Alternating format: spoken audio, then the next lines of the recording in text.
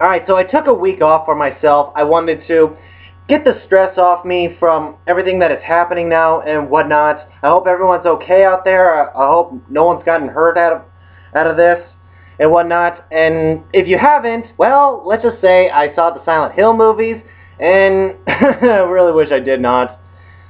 Whatnot. I was trying to do the Disney movies so far, but I stopped watching that because Disney Plus is just the worst.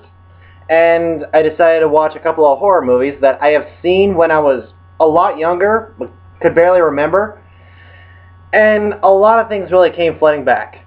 Silent Hill. So Silent Hill came out in 2006 or whatever, and it stars Sean Bean as the father, who is barely in this movie at all, this mother who is a very bad mother, and a bad actress for a little girl. So that's all I can say about it. Now, when I first heard about Silent Hill, before I watched it the first time, someone literally told me that it was the best video game based movie out there. Seriously.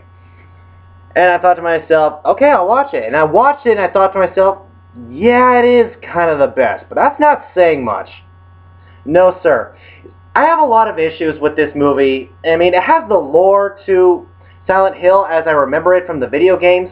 But the characters were just plain old annoying and whatnot, because the little girl is getting nightmares in the very beginning of the movie, and she's screaming the name Silent Hill as these nightmares happen and everything, and Sean Bean, the father, is like, you know, we should take our daughter to the hospital and find out what is wrong with her so we can get the correct medication to help her get through this whole ordeal, because, well, you know, he's trying to be a good father.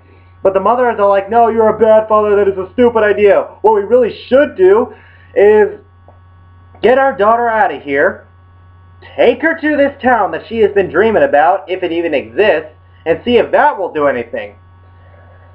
Give me a sec. Throat went dry just talking about that. That is Mother of the Year right there. Come on. I mean, there's one of two things. One, how is that going to help a daughter with nightmares and everything? Take her to a town that you barely even know and whatnot, and that's gonna help her trauma and everything. And two, when they finally get to the town and the daughter disappears and all such, she has to go after her, and the whole time I'm thinking, well, you have to go after her now because it is your fault that your daughter is in this town. So I'm blaming you for this whole mess. Which means I don't care about the main characters.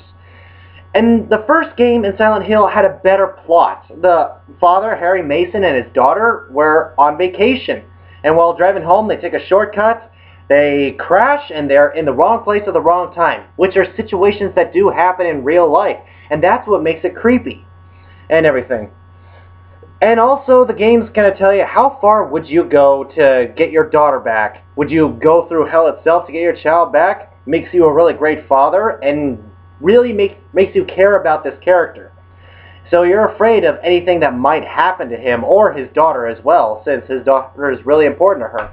But now we're focused on this mother that basically brought her daughter into danger, and we just have to root for her to get her back. Lucky us, right? Now, the horror in this movie is sort of what I remember from the video games. In the video games, it was just the surroundings, the claustrophobic feeling, and just the darkness alone was enough to scare you in the games. It didn't need to have jump scares, it didn't need to have things popping out of nowhere and all that such. It's just the area alone was enough to give you the chills, so that when the monsters do show up, you are actually on the edge of your seat scared.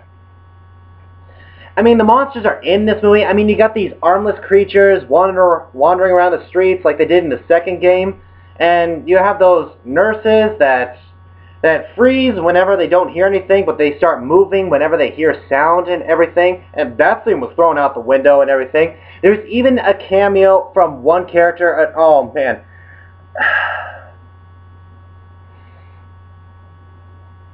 There's the cameo Pyramid Head. I got embarrassed right now because the first time I ever watched the film, I was watching it with a friend, and I said to him, "Wait, who is that guy with the big helmet and everything?" I feel really stupid to explain this, but I will. I said, "Who is that guy with the big head? Who is that?" And he looks at me like I'm stupid, and he said, "That's Pyramid Head, dude. Did you not play the second game? Pyramid Head." Oh, that asshole! Oh, yeah! Oh, man. How did they ruin him? I mean, whenever Pyramid Head showed up in the second game, it's like a heart attack waiting to happen. You just gotta get away from this guy because there's no way of killing him from what I remember. And he's just, you know, there with his big knife and everything.